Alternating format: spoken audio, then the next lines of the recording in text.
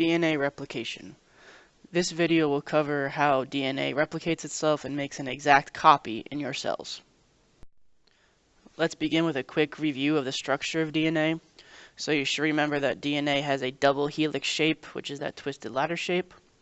It is comprised of two long nucleotide chains. The outside is a ribose phosphate backbone, that sugar phosphate group backbone that forms the outside of the ladder. And you also should remember that DNA is anti-parallel, meaning one strand runs one way and the other strand runs the other way, like a highway. DNA replication is also known as DNA synthesis, since new DNA is being made or synthesized. It's obviously clear that it occurs in the nucleus, since that's where the DNA is located.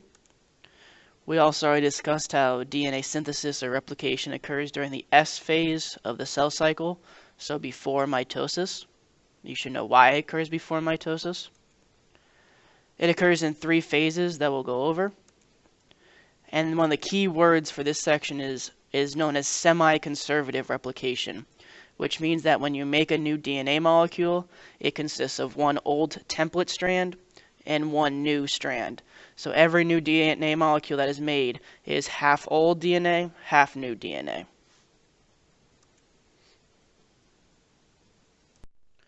Let us now go over the actual steps of DNA replication. You are responsible for knowing the names of the enzymes involved in DNA replication, if I say them, and you also are responsible for knowing the actual steps in order to replicate or synthesize a new DNA molecule. So step one is enzymes need to bind to the DNA strand that is being replicated. Step two, a specific one known as a helicase, unwinds the DNA double helix. You can see that at the bottom where the two DNA strands are ripped apart and they're separated, so it gives some space for the new strand to be synthesized. Step three is the new nucleotides are added by an enzyme known as DNA polymerase, since it is polymerizing or making new DNA. And it follows the base pairing rules. So the new strand complements the original strand.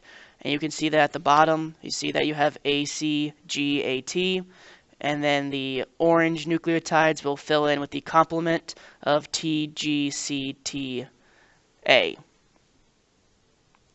This is how we're able to get an exact copy of the DNA. So you notice at the bottom right, you have two new strands of DNA, each semi-conservatively replicated, one orange strand, one green strand, and you notice the base pairings are exactly the same. So the DNA molecules are exactly the same to each other. Let's now discuss the geography of where the DNA replication actually begins. So you can see in the dead center is something known as an origin of replication, so that is where DNA is actually started. The entire little circular shape is known as a replication bubble, because it looks like a little bubble in the DNA. You notice that the original strand is the blue strands, while the newly synthesized DNA are the red strands. And you actually can notice that there's two things known as replication forks, one on the very left-hand side and one on the very right-hand side. So you can see, let me get my pen. So here is one replication fork, and here's the other replication fork. And this is where the DNA helicase is actually located. It is unwinding these DNA strands and separating them. If you notice, there's actually two different strands of DNA that are being made. One of the strands is being made continuously. You notice at the top on the left-hand side right here that the red new DNA strand is one continuous piece.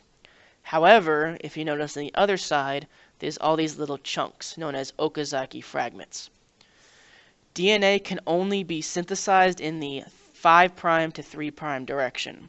Therefore, nucleotides can only be added to the 3' end of a DNA strand. So if you notice, if the replication fork is going to the left, you have the 3' direction on here, so DNA is being made from the 5' to 3' direction. However, you can't just do one strand and then do the other strand later. You have to do them at almost the same time.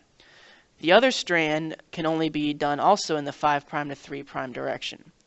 Since it is anti-parallel, the other strand has to be made in the opposite direction.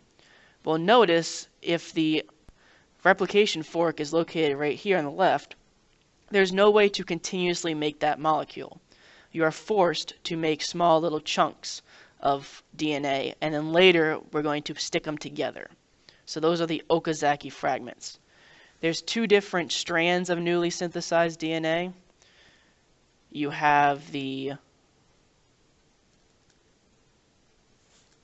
excuse me, can't work my pen. You have the leading strand, which is the strand that is continuously made. So that is the one that's made in the 5' to 3' direction in one continuous piece. And then you have the lagging strand, which is the strand that is made in the opposite direction, still 5' to 3', however, and it is made of Okazaki fragments that later have to be stitched together. So you can see on this DNA replication diagram, you also have you're only looking at half the leading strand, which is down here on the bottom. You see that the overall direction of replication is to the left, and you have there's the replication fork, lagging strand, where the helicase is unwinding the DNA. And so the leading strand always points away from the origin of replication, add new nucleotides, while the lagging strand always points back toward the origin of replication. On this diagram, you should be able to identify the leading strand and the lagging strand.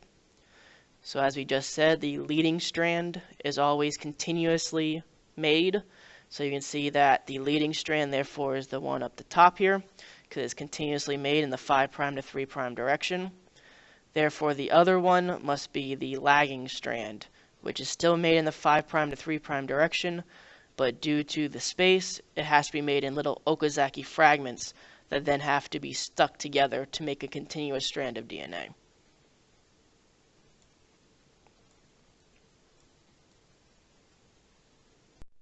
This animation shows how the Okazaki fragments of the lagging strand are actually linked together. So you can see the two little pieces are connected together, and then an enzyme known as DNA ligase forms the covalent bonds and links the Okazaki fragments together. So basically, you just have to stick the two ends together, the two sticky ends together, like two pieces of Velcro. They stick together, and then DNA ligase connects the strands together to make one continuous piece of DNA. Let's review the enzymes that we've discussed so far that you need to know. So first off, we have DNA helicase, which unwinds the helix like the replication fork. We have DNA polymerase, which binds the new nucleotides to the template strand and adds the nucleotides to the 3' end to make that 5' to 3' DNA synthesis. And then we just talked about DNA ligase, which then bonds the Okazaki fragments of the lagging strand together. So you are responsible for knowing the function of these three different enzymes during DNA replication.